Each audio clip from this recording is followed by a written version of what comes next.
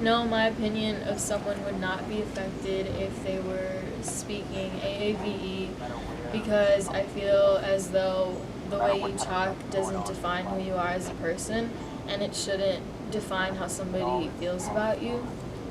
My take on Ebonics is, while I understand, let me say this. Originally, I considered Ebonics just a lazy form or a lazy way that of speaking.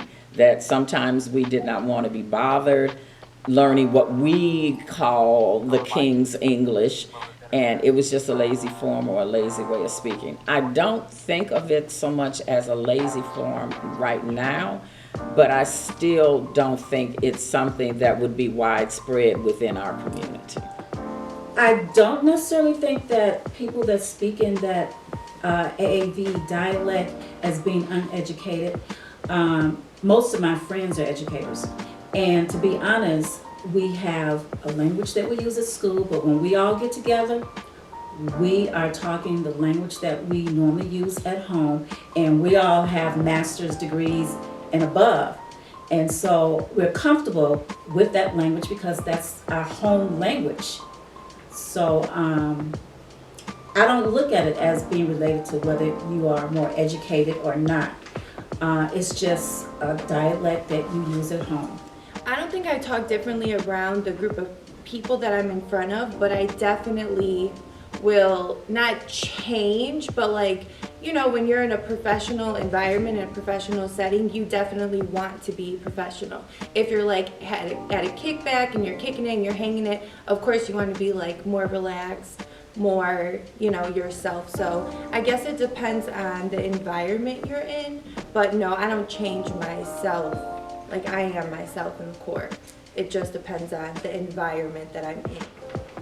As a teacher, there were seminars that I went to where they were having conferences about the way children traditionally talk and speak at home versus at school, and how sometimes that might actually affect them in terms of their literacy because it's being put a little bit different in textbooks versus their common language.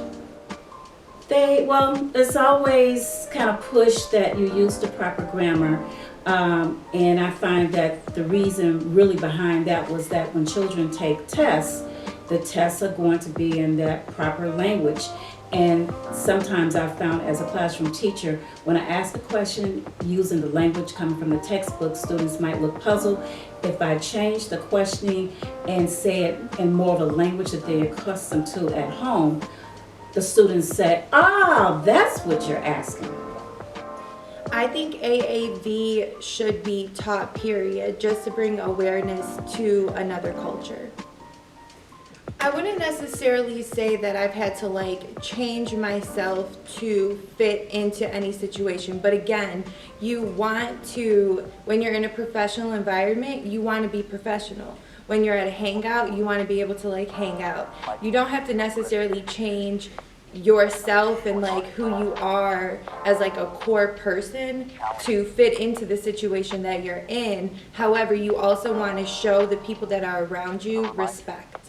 So it's not like I will walk into an interview and be like, "Oh yeah, girl, I just got done twerking last night," you know. But I walk in, and if the woman who or the man was interviewing me, I would say, "Yeah, I had an amazing night last night." You know, so it's not necessarily changing me and who I am inside, but it's really just respecting the situation that I'm in and the people that are around me. Yes, sometimes I do correct students, about the way that they're speaking or the way that they're writing. For example, the students might use a double negative, or they will say things using the word I ain't got, just different terms like that. And I just try and redirect them once again, showing them an example of what they may see on a test and what they're saying, and just wanting them to be accustomed to their two different languages.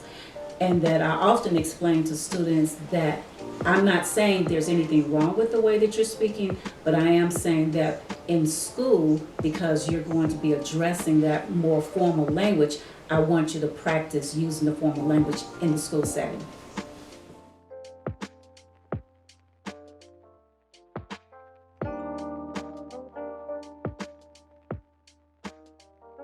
Have you heard of AAVE? Nah, what's that? AAVE stands for African American Vernacular English, and it's the dialect of English spoken primarily by Black Americans all across the United States. Bro, I don't even know what a dialect is. Alright, so a dialect is a different form of a language spoken by a particular group of people. You know, like we got British English or Australian English. Hey, do you think we can meet in person soon and you can explain it to me there? Because I don't think I'm getting it. How about we go to the park and I'll explain it more there? Bet. Bet. You know, for real, I'm not that surprised you haven't heard of AAVE, because it's a relatively recent term, and the term used to be Ebonics, but Ebonics has way too many negative connotations, so that's why it's AAVE now. And it's not something that's getting regularly taught in schools, so a lot of Black people, we just don't grow up learning it. So how did AAVE even start? Okay, so for the start of AAVE, you have to go all the way back to slavery. When the slaves were first brought here, they spoke a variety of West African languages. And so when they got here, they had a need to speak both to their masters and amongst each other. And so this unique situation, the slaves ended up developing their own variety of English. And so there's a lot of different theories on how exactly this occurred. Some say that the West African languages formed a Creole, and then that slowly turned into English, and others say it just developed directly into English. So we spoke two different forms of English? That's wrong. But wait, there's more. 50 years after slavery... Wait. Slavery is still going on today, but that's another conversation for another day. Anyways, 50 years after slavery was ended, Black people started to move up north and out west en masse in an event called the Great Migration. So did the slaves just start speaking English? Well, when the slaves moved up north, their communities were still segregated, so they ended up still keeping their language to themselves. So what makes AAV different from regular English? Well, for starters, it's the absence of third singular form. Third singular form? I thought it was only one singular form, not three. Well, peep this chart real quick. Oh, you're talking about third person. Yeah. So in general American English, where you would use doesn't or has, AAVE uses don't and have. Oh, so when we're like, he don't do that, and regular English would be he doesn't do that. Exactly. Oh, you get it? Okay. Okay, so what else is different? Well, AAVE also has this thing called negative concord. What does that mean? It sounds complicated. It sounds complicated, but it's for real not. So basically, in general American English, two negatives cancel each other out. So a sentence like, I can't do nothing, would be considered incorrect. But in AAVE, two negatives reinforce each other, so that same sentence would be considered correct. Like, look, here's some examples. I know when me and my family were speaking, we'll say the word pen. Is that AAVE too? Yeah, so the official name for that is the remote present perfect marker, and we use it to indicate actions that have been regularly occurring. So in AAVE, you would say, he be working on Tuesdays, and in general American, that would be, he usually works on Tuesdays. I know we use been in other ways too. Yeah, so we also use it to show actions that have been already happened in the past. So like, he been got a car, meaning he already got a car a while ago. Oh, that's like that Lauryn Hill song.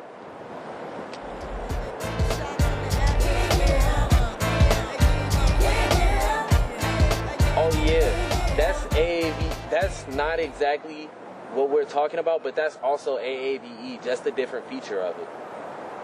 Now that I think about it, you hear AAVE music for real. Like that one James Brown song. Payback? Yeah. Oh. You got Yeah. Payback! Yeah, that's definitely AAVE too. One of the main things we do is drop the G on ing words. There's another example too. It's not just James Brown. Let me play this song real quick. Well, yeah, she don't stand no cheating, my babe. That was from 1955 by Lil Walter, and he was from Chicago too. So it just shows you how long AAVE has been around and how it ended up spreading north. Wow, he used that negative concord thing we was talking about. Wow, this been around for a long time. Yeah, it's been around this long, and yet we still face discrimination for using it. In workplaces, we get told it's unprofessional. In schools, we get told it's not correct. And in society as a whole, they label it as ghetto. I have felt slightly slighted on the terms of when you talk a little like with Ebonics in your language, that people don't take you serious and they kind of misstep you or don't take you as serious or professional as they should. I have thought about them writing, that the tests and using language that's a little bit different, that's more appropriate for the students, because I once heard someone tell the story, and I don't know if it's true, that they did kind of like a test to see how people would respond. They wrote a test using the common language that students use at home and had white students to take the test, and found that they had challenges with that test because they weren't accustomed to that particular dialect of language. So that made me think about the fact that our children may sometimes be having difficulties with these tests, not because they don't understand the content, but because the language of the questions are a problem for them. Like I said, I think that more awareness should be brought to the dialect. Just so people are comfortable and understand that there's so many different forms and ways to pronounce the English language. There is no right. I mean, I guess there is a right or wrong way when, like plural and enunciation and whatnot. But as far as like just really introducing people to it and helping them become more familiar with it, I think would be a very strong thing to add to our school systems. It doesn't get the same respect it deserves as a proper dialect of a language. You don't call Spanish speakers dumb for speaking that language, yet they always quick to insult black people for talking the way that we talk. A lot of black people are bi-dialectal, and we really need to get the respect we deserve for that, for real. To be honest with you, yes, I believe that our society definitely lets me, being like a white woman, if I say something wrong or if I pronounce something wrong or if I do have like a slang, they'll probably like overlook it more so than an African American woman. And the reason why I say it is because like I've witnessed it. Like I witnessed how different people have like treated me in certain situations compared to a woman of color, and that's why I speak out on it, because I've been in situations like that and I see the difference. And I see the discrimination, and I see how people do view me compared to black women. And even like in situations with like my all white friends, the way that people act towards me compared to how I am with like all black friends. I do consider AAVE a dialect form. I think in languages all around the world, you have that more formal language, but I think as you kind of branch out, you're going to have different dialects between different cultures within that language. I have traveled leisurely and casually outside of the United States to several European countries. And if I were to speak in Ebonics there, they would not understand a thing that I'm talking about. And vice versa, they have a particular dialect, they have a particular way of talking that we would not necessarily understand. I know there are some countries where words that we may think of as cuss words or curse words, they're standardized words in certain countries, and regular people use these words just as they're casually talking. So code switching, I think, is absolutely necessary. You know the phrase, when in Rome, do as the Romans. Depending on who you're talking to, depending on your environment, if you want the people to understand what you're saying, and if you want to understand them, that's what communication is all about. Because if you're just talking and they don't understand, you haven't communicated anything.